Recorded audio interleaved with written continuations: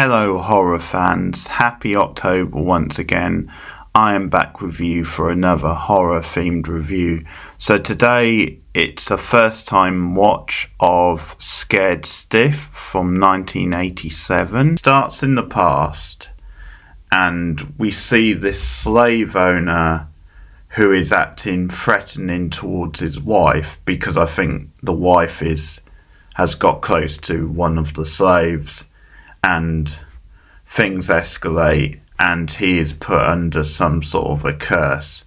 And years later, this woman, Kate, who's a rock star, randomly, she moves into the same house as we've seen in the past there. So she moves in with her psychologist boyfriend, David, and also with her son, Jason.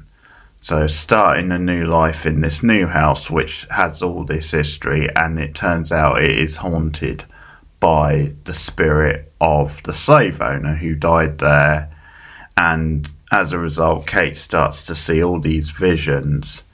But this is a year removed from her having psychiatric treatment. David is concerned about her and seems to think that it's just these visions she's having is just a psychological result of what happened before. Frost, who co-created Twin Peaks with David Lynch and also was a head writer on Hill Street Blues, he is one of the writers on this, one of three writers, so that's something which was notable.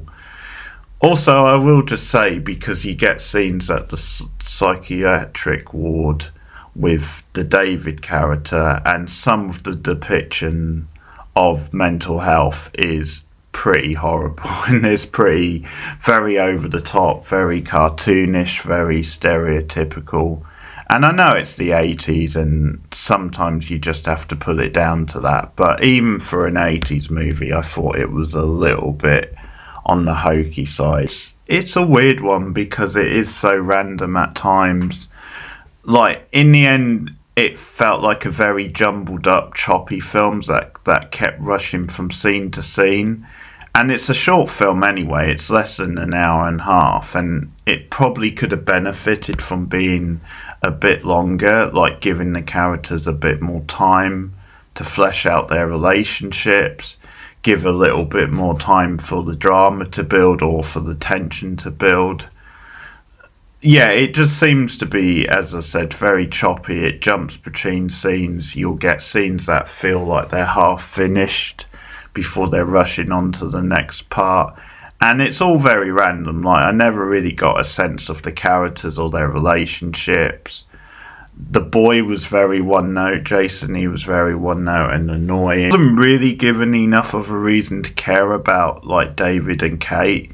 I did think she was good. She was the best thing from the cast. Like, I was quite engaged in her and her character, and the actress did do the best. I think she had a very watchable type vibe. He just seemed like a one-note villain all the way through, and later on when he started acting more sinisterly, that kind of worked better. But like, for a lot of the films, I just didn't really buy into, like, him really giving a shit about her. And maybe that's the point. Maybe he's just meant to be this very harsh, like, psychologist who only really looks at his own point of view and doesn't, like, consider things, or is very, like, looking down on this woman who he doesn't really care about. But we never really got a sense of that. We never really got a sense of if he was meant to be an arsehole. We never got a sense of if he truly cared about this woman. Very random that she's a rock singer, and there's a thing about her performing in this music video, and we see it's like a period piece. So I think that's meant to lead into some of the things from the past, because then part of the way she's haunted is that she's summoned to the piano in the middle of the night, and it's by the slave owner, and she seems to be drawn into him, like, almost romantically. And later on it's revealed, I think that's meant to represent him and the relationship with his wife in the past, and how he regrets how he treated her. But it's almost like Kate is replacing her. But there's also this beat where the tune she plays on the piano is similar to the tune she's singing in this rock video. So there's sort of interesting things in there and interesting little moments, but it never really comes together, and it's never like one thing or the other. It's never this fun, campy, hammy time, or it's never like something where, okay, I'm really going to give a damn about the characters and this is going to be like really edge of your seat white knuckles stuff. It was hard to really get a sense of what the movie was trying to say, because you had this stuff with the slave owner, and it was a bit weird what they were going for, like why he needed to be a slave owner. And I think in the end it came down to he was almost like controlling this couple and this family in the way he was controlling the slaves, controlling his wife, and kind of bringing out the hatred in them, in David in particular. But it was still very random, considering neither one of them were of colour. They're both white people, and that didn't really seem to line up. It was just the wife who seemed, or the girlfriend, Kate, who seemed to be affected, and it was always appearing to her. But then there were certain things where the son was also affected and could see things, and for some reason David could never see anything. And that's the other thing.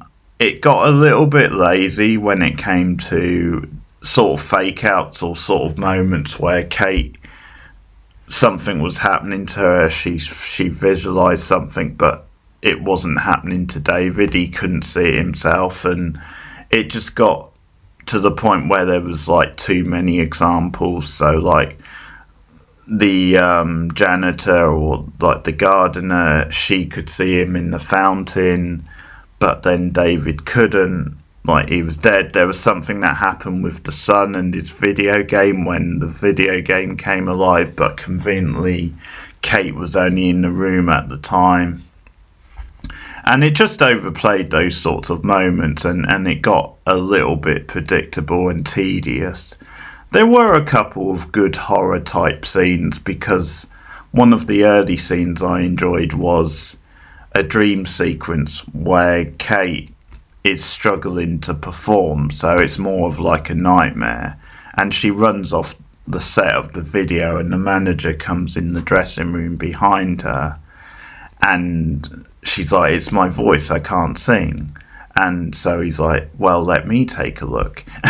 And he basically slits her throat, and she wakes up. But that was quite a fun little horror type moment. And there's definitely moments of solid like direction or atmosphere, and it really goes berserk at the end. Like, it just randomly starts throwing stuff at the screen. So you've got like the janitor, I think, appears as like this blown up sort of frog type creature who goes after the son. You've got like the director and his crew coming after Kate, and just various things. But it seems like they were throwing all this stuff at the screen, having held so much back for a lot of the film, and it really got quite campy and silly. But it was almost too late to really save the film, which had its moments, but as I said, wasn't really that sort of satisfying overall, and got a bit plodding, but definitely could have benefited from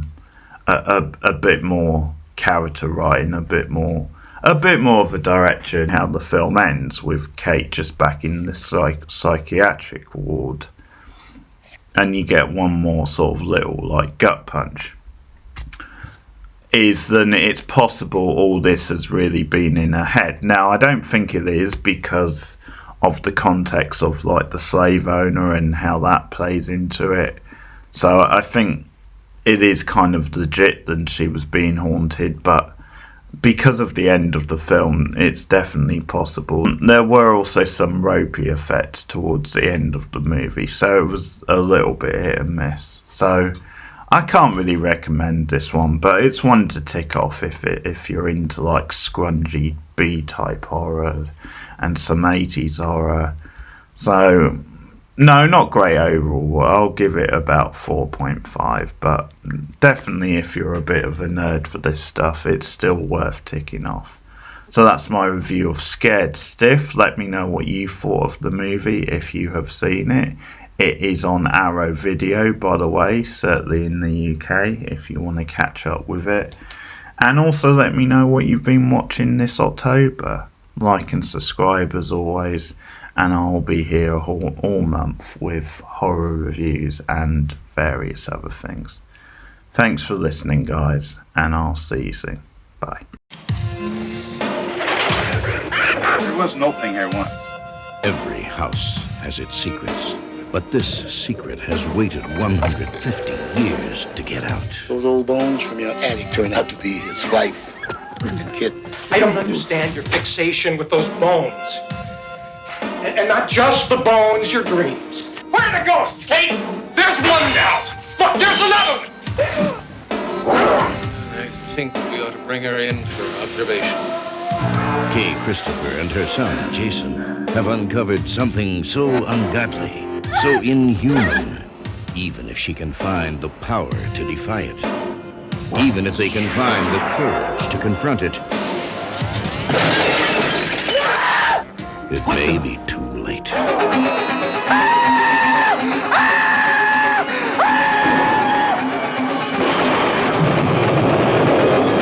David, just let us go.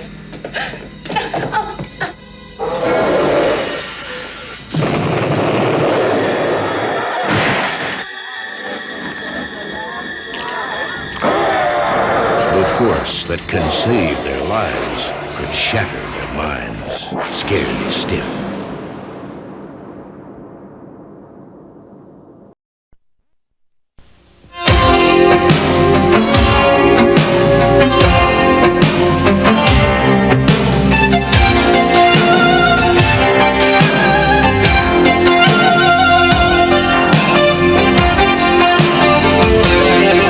There's a little white girl in her little white world, and she's lost her way.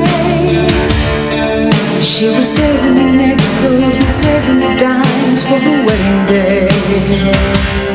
She was a trusting soul, but he held her hard with careless hands. Suddenly she understands.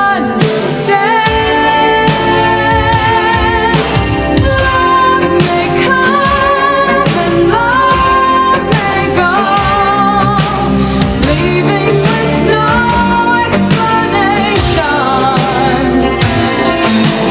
Love will live and love will die in a beat of the heart, a beat of the heart, a beat of the heart. In a beat of the heart, a beat of the heart, a beat of the heart. With a turn of the head in a blink of an eye.